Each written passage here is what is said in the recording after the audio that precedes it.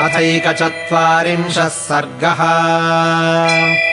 स च वाग्भिः प्रशस्ताभिर्गमिष्यन् पूजितस्तया तस्माद्देशादपाक्रम्य चिन्तयामास वानरः। अल्पशेषमिदम् कार्यम् दृष्टेयमसिते क्षणा त्रीनुपायानतिक्रम्य चतुर्थ इह दृश्यते। न सामरक्षः सुगुणाय कल्पते न दानमर्थोपचितेषु युज्यते।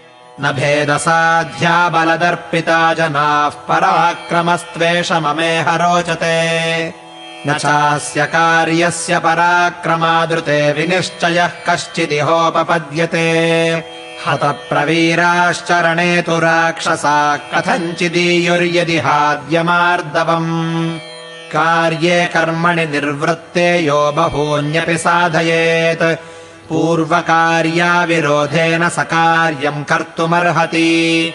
न ह्येकः साधको हेतुः स्वल्पस्यापीह कर्मणः। यो ह्यर्थम् बहुधा वेद स समर्थोऽर्थसाधने। इहैव तावत्कृतनिश्चयो ह्यहम् व्रजेयमद्य प्लवगेश्वरालयम्। परात्मसम्मर्दविशेषतत्त्ववित्ततः कृतम् स्यान्मम भर्तृशासनम्।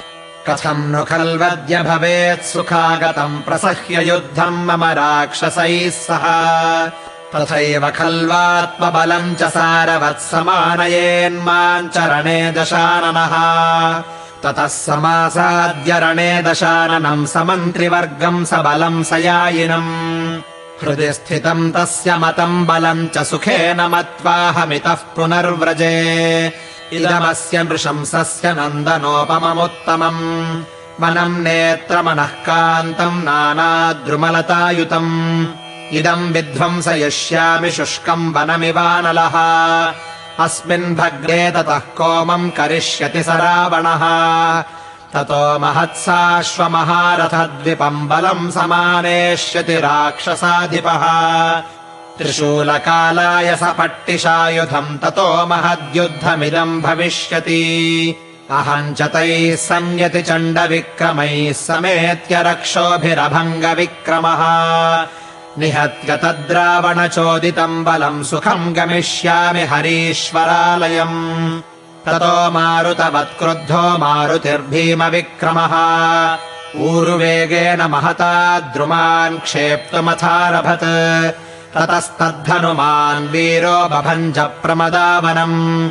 मत्तद्विजसमाघुष्टम् नानाद्रुमलतायुतम्। तद्वनम् मथितैर्वृक्षैर्भिन्नैश्च सलिलाशैः चूर्णितैः पर्वताग्रैश्च बभूवा प्रियदर्शनम्। नानाशकुन्तविरुतैः प्रभिन्नसलिलाशयैः ताम्रैः किसलयैः कान्तैः क्लान्तद्रुमलतायुतैः।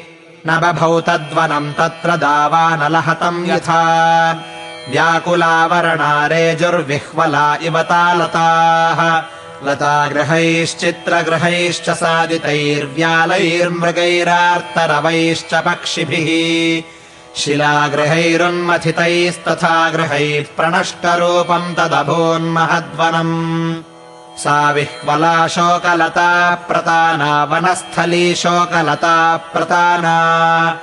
जाता दशास्य प्रमदावनस्य कपेर्बलाद्धिप्रमदावनस्य। ततः स कृत्वा जगतीपतेर्महान् महद्व्यलीकम् मनसो महात्मनः। युयुत्सुरेको बहुभिर्महाबलैः श्रियाज्वलम् स्तोरणमाश्रितः कपिः।